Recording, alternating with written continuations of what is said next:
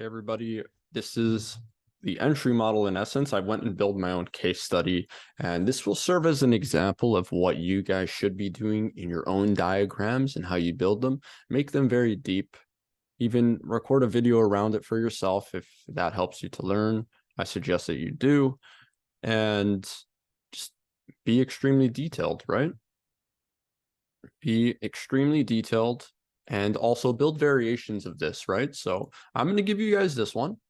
And you guys should build other variations because we understand that price develops in different ways, but we have concrete rules, which I've marked out here. So the base theory for our entire plan is that price wants to deliver from the DAL to the NL DAL in the most efficient way possible, right? So price wants to deliver to the next likely drawn liquidity in the most efficient manner. What that means is type 1s and type 2 should hold. Type 2 should hold. And if there is no available type 2, then we look for the next type 1, right? But in the simplest form, all that this means is that ISPs should be higher than each other up until we hit the next likely draw, okay? So the system operator's goal, or your goal as a trader, the operator of the system, is to determine where ISPs will form and trade them into the next likely draw, okay? Same thing, just predicting where the ISPs will form up into here. So we have a set of rules now to confine this, okay?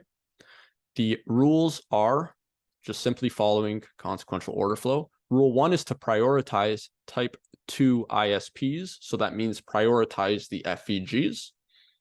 Rule 2, if no FVG is available, assume substructure will be used to form a type 1 or a sweeping ISP. POI selection rules. So when we're choosing what FVG, always prioritize the first POI stack.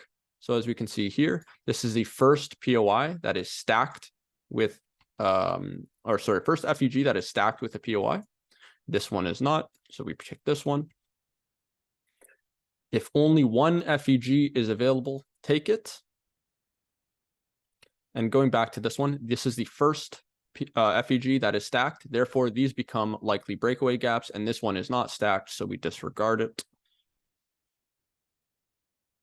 And that is it, right? That is literally it. It's very simple. So we have a checklist to get us into a trade, right? So we understand that our MTF, HTF, LTF trade funnel is what we focus on, but I've given you now a checklist that simplifies it even further. Step 1 is to identify your daily and weekly bias. What is the daily done? Where's the next area of liquidity? Where are we coming from, right?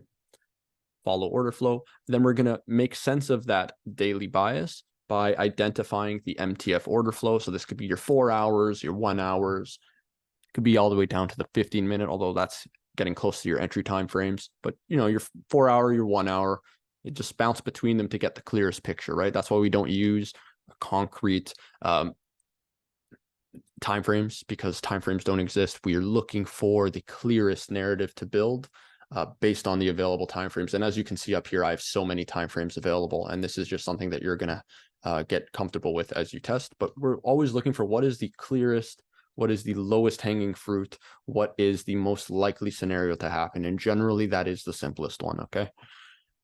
Step 1, identify daily weekly bias. Step 2, identify MTF order flow. Step 3, identify a medium time frame drawn liquidity and a medium time frame next likely drawn liquidity. So let's look at this and assume that this is 4 hour FVG, and this is the 4 hour week high. Okay, so we have a drawn liquidity in the FVG because we're expecting a production of a 4 hour ISP, and then the week high is the obvious target, right? Drop down to, that should say LTF. Drop down to the LTF when the medium time frame drawn liquidity is met. So we do not jump down to the medium time or the lower time frames until we hit that 4 hour in this case FEG. When we hit that 4-hour FEG, we immediately go down into, in this case, the 15-minute in this example, and we look for an SMB. We get an SMB, and we're looking for the FEGs as a result, right? Because we're trading FEGs, and we're looking to stack those with the POI to get further confluence on which FEG to take. If there is only one FEG, we can either go up a time frame or down a time frame and look and build more confluences that way, or we can simply take it and cover the low and accept the R that is available. If the R is not enough for you, then you go up and down time frames and you refine that way using these same simple rules, okay?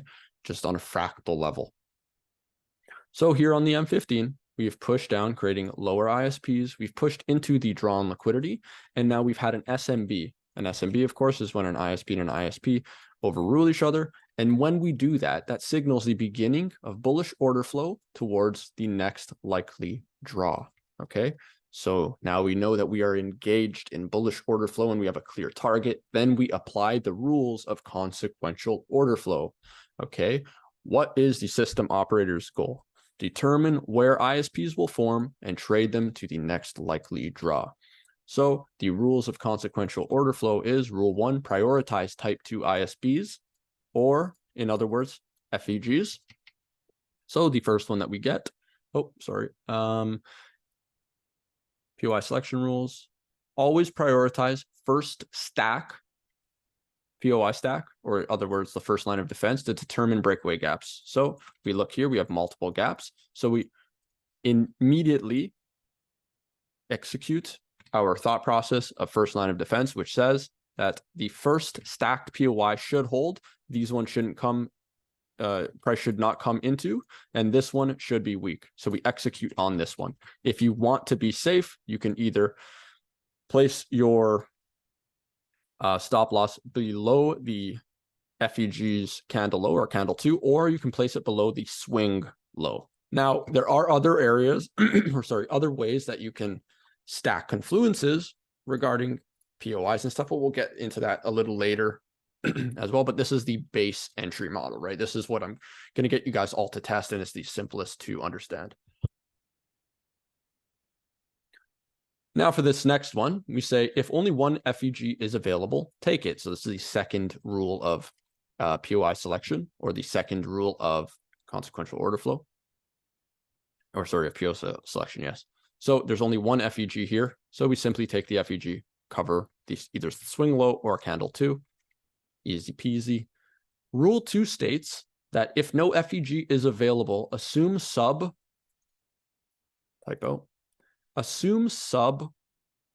will be used to form an type 1 ISP, will be used as liquidity to form a type 1 ISP. So what do we see here? We've created a type 2, which means a rebalance of old imbalance. And then we've pushed up and we've broken the high. So we've broken out of the previous institutional range with an ISP. Therefore, it's a true boss.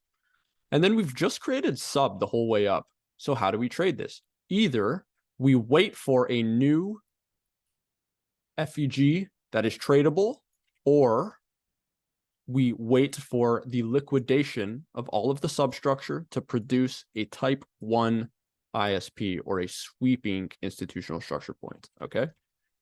When we get this, you can place your stop below the previous one, because we understand that we are in a new range of order flow, like so. We understand that this should be protected. Alternatively, what you can do as well is look to confirm this on a lower time frame, because the same thing has happened on a fractal level that's happened with our 4-hour, right? So on the 4-hour here, we've hit a draw on liquidity, and we have a next likely draw on liquidity. Now here on the 15-minute, we can reframe the idea here as if the 15-minute was the medium time frame, and we can look at this liquidation as a medium time frame draw on liquidity, and the week high as a medium time frame next likely draw on liquidity. And you can jump into the 1 minute and then confirm and apply this same methodology here on a fractal level, okay? Over here, we see a break of structure up. That pushes us now into a new range like so. And we apply our thinking of first line of defense, which is what is the first FEG that is stacked with a POI. For in this case, we have like a order block or a breaker block. We tap in and go. Now, just like before, if you're not comfortable, you can look to confirm this level with lower time frame, but I suggest that you don't. I suggest that you just place a limit and then you place your stop where you're comfortable, either below candle 2, maybe below the second FEG or below the low, right? Just whatever's comfortable for you. And this is what the whole testing process is. There's no hard and fast rules, because what works for me and my psychology may not work for you, right? Some people just want to be in the trade and win the trade for less RR because that's really good for their psychology. Other people are okay accepting multiple losses, sacrificing that in order to achieve higher RR. What I always say is go for the highest time frame available FEG, or just to get involved in the trade, right? Just keep it as simple as that. Let's look at this section here, right? So here on the 15-minute, we have a push up that gives us an order block. So I'm going to stack on here.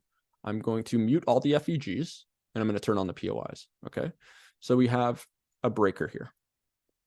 In this breaker, we would have no FEGs on the 15-minute, but we see a clear breaker. So what we could do here, this is the 15-minute, is after we've had that SMB and that push up and a clear breaker, we can look to see in this leg if there is an FEG that stacks or FEGs that stack on with this higher time frame POI. So when I turn on the FEGs again, we could see, imagine we zoomed in here on the 5-minute and we saw a bunch of FEGs now. We're going to still apply first line of defense and select the first POI that stacks with the driving POI, right? Or the first FEG that stacks with the driving POI, right? The POI that is formed with the intention of pushing us up higher, right? Over here, we have another order block, right? This push down, it's a pause. Here, we like to see inducement in these ones, ideally. And we can see we have substructure, liquidation of the substructure. We assume that this is protected and we go higher. Here we have another breaker. And then we pull up our FEGs and we see that this one is stacked onto it. So we can just place the limit here and go, right? And that's all there is to the entry model. So we're going to jump into the charts now and look at this on live examples.